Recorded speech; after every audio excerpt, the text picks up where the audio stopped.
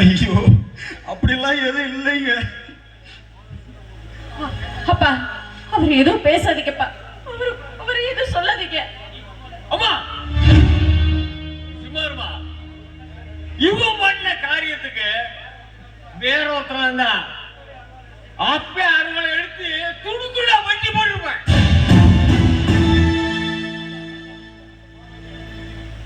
ஐயா, உங்க கோபம் தீர என்ன வேணாலும் பேசுங்க.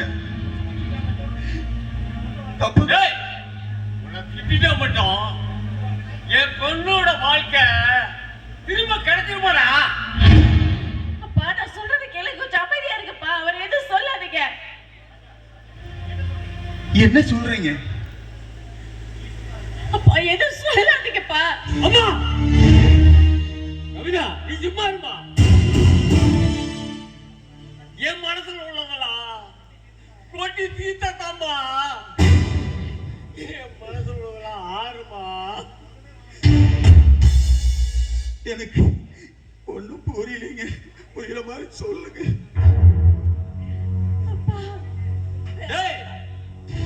என் பொண்ணை நிச்சயம் பண்ணிட்டு நீ வேற ஒருத்தைய கட்டிட்டு வந்த.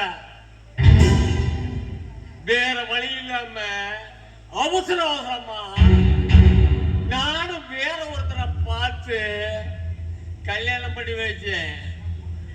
என் பொண்ணு நேரமா என்னமோ தெரியுடா. அவனும் 15 நாள்லயே ஹார்ட் அட்டாக்ல செத்து போயிட்டாடா. ஐயோ, இதெல்லாம் எனக்கு தெரியாதுங்க. அப்பா, ப்ளீஸ் பா, எதுவும் சொல்ல வேண்டாம், விட்டுடுங்கப்பா. அம்மா, நான் வாழவும் முடியாம சாகவும் முடியாம என் குடும்பம் நிக்கிறியா, நடுத்தரவா நடிக்கிறியா? பாவி, அந்த துக்கத்துல என் பொண்ணு நான் இல்லாத நேரத்துலடா தூக்கு போட போயிட்டா. தூக்கு போட போயிட்டா.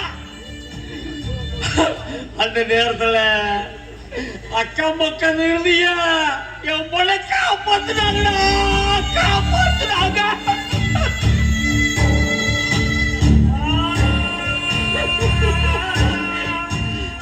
எனக்கெல்லாம் இது தெரியாதுங்க.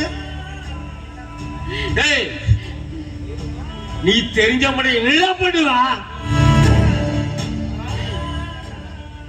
என் பொண்ணை காப்பாற்றணும் தான்டா அந்த ஊரை விட்டு இங்க வந்தேன். இங்க வந்ததும் என் பொண்ணு பிரமப்படுத்த மாதிரி நம்ம சுவாகமா இருந்தா அவன் மனசு அவர்களா இருக்கிறதான் நான் இந்த ஆஸ்பத்திரியில அவளை வேலை செஞ்சுட்டா. இப்ப தடா என் பிள்ளைக்கு முகத்தால கொஞ்சம் கொஞ்சமா சிரிப்பு வருது. அது கெடுத்துறாரா? அப்பா, வேண்டாப்பா, இது ஹாஸ்பிட்டல்ப்பா. இங்க டாக்டர் வேற நேரம் ஆயிடுச்சு. நீங்க கிளம்புங்கப்பா, மத்தத வீட்டுல வந்து பேசிக்கலாம். போங்கப்பா. கையெடுத்து கும்பிடுறேன். இனிமேல என் பொண்ணை பார்க்காத இந்த பக்கமும் வராதா. போடா போடா.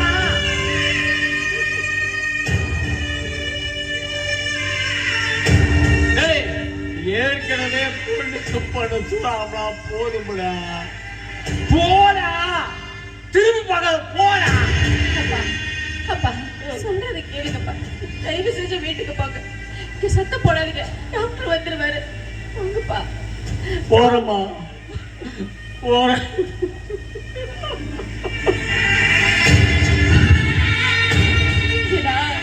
உயிரோடு இருக்கிறது எல்லாத்துக்குமே தெரியும்.